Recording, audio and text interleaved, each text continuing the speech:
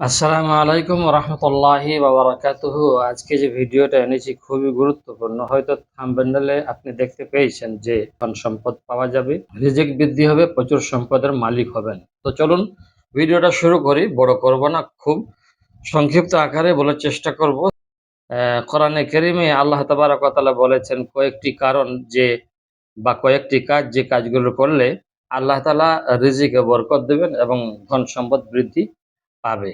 হাদিসে কিছু নির্দিষ্ট আমল, কোরআনে কিছু নির্দিষ্ট আমল এবং সূরার ফজিলত বর্ণিত হয়েছে। যেখানে বলা হয়েছে বেশি, বেশি করে ইস্তিগফার করা অর্থাৎ ক্ষমা প্রার্থনা করা আল্লাহ তাআলার কাছে।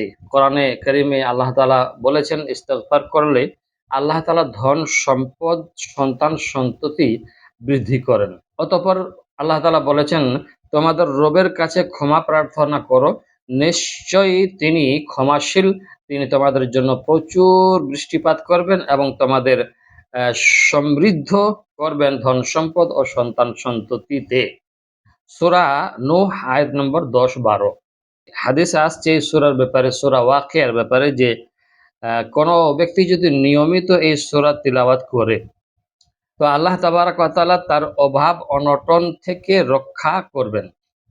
রাসূল সাল্লাল্লাহু আলাইহি ওয়াসাল্লাম হাদিসে বলেছেন, যে ব্যক্তি প্রতি রাতে সূরা ওয়াকিয়া তিলাওয়াত করে সে কখনো দরিদ্রের কষ্টি পাথরে পড়বে না। বাইহাকী শুআবুল ঈমান হাদিসের কিতাবে এই হাদিসটা এসেছে। ৩ নম্বর যে কাজ রয়েছে সে কাজটা হলো তাকওয়া, অবলম্বন ও আল্লাহর উপর তাওয়াক্কুল এবং ভরসা করা।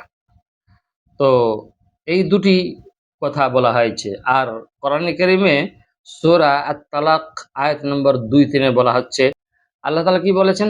বলেছেন, আর যে আল্লাহকে ভয় করে আল্লাহ তার জন্য বের হওয়ার পথ তৈরি করে দেন এবং তাকে এমন স্থান থেকে রিজিক দান করেন যা সে কল্পনা করতে পারে না।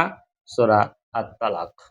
তো সম্পদ লাভের জন্য সৎ পথে পরিশ্রম করার পাশাপাশি এই দোয়া ও আমলগুলি নিয়মিত যদি করা যেতে পারে সুন্নাহ সম্মত নিয়ম এগুলো, তাহলে ইনশাআল্লাহ তাবারাক ওয়া তাআলা আপনার রিজিকে বরকত হবে, ধন সম্পদে বৃদ্ধি পাবে।